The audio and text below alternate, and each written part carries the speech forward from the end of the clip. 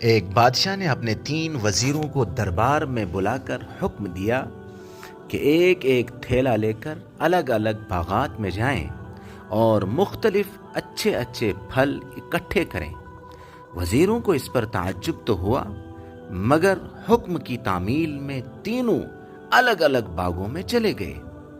پہلے وزیر کی کوشش تھی کہ بادشاہ کے لیے اس کی پسند کے مزیدار اور تازہ پھل جمع کرے۔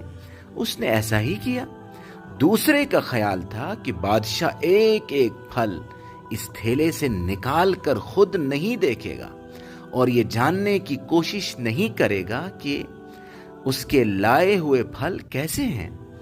اسے بس پھلوں سے اپنا تھیلا بھرنے کی جلدی تھی۔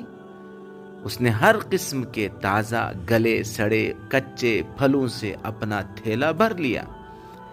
ادھر تیسرا وزیر باغ میں یہ سوچتا ہوا داخل ہوا کہ بادشاہ سلامت کے پاس اتنا وقت نہیں کہ وہ تھیلے سے پھل نکال کر دیکھے۔ وہ صرف بھرے ہوئے تھیلے پر نظر ڈالے گا۔ اس نے پھل توڑنے اور ان کی مختلف اقسام چننے اور تازہ پھل جمع کرنے کی زحمت نہ کی، یعنی تکلیف نہیں کی، اور تھیلے میں گھاس پتے بھر لیے اور اس طرح جان چھڑائی۔ اس نے اپنا بہت سا وقت بھی بچا لیا تھا۔ اگلے روز بادشاہ نے تینوں وزراء کو پھلوں سے بھرے ہوئے تھیلوں سمیت دربار میں حاضر ہونے کا حکم دیا۔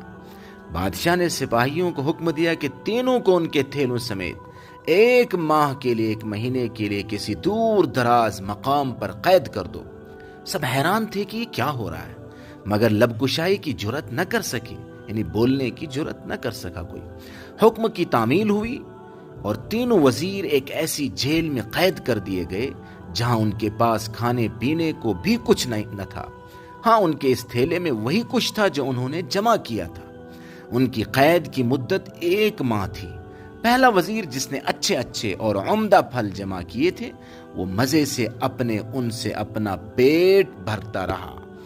دوسرا وزیر جس نے خاص کوشش اور محنت نہیں کی تھی اور ہر قسم کے تازہ اور کچے پھل جمع کر لیے تھے، اسے مشکل پیش آئی۔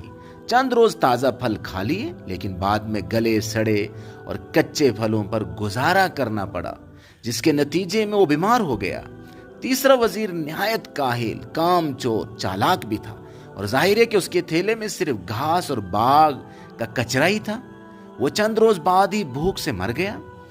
یہ حکایت بیان کرنے والے بزرگ فرماتے ہیں کہ ہمیں بھی سوچنا چاہیے کہ ہم اس دنیا میں کیا جمع کر رہے ہیں، جو ایک خوشنما باغ کی طرح ہے، اور ہم موت کے بعد جس جگہ جائیں گے وہاں گویا یہ جمع شدہ مال یعنی ہمارے اعمال ہی ہمیں راحت و تسکین پہنچائیں گے۔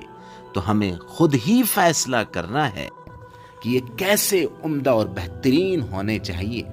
اسی طرح وہی اپنے بادشاہ یعنی کائنات کے حقیقی مالک اور اپنے خالق کے سامنے اس کے دربار میں باحفاظت اور عزت سے پہنچ سکے گا جس نے نیکیاں کی ہوں گی اور اس کے اعمال عمدہ ہوں گے۔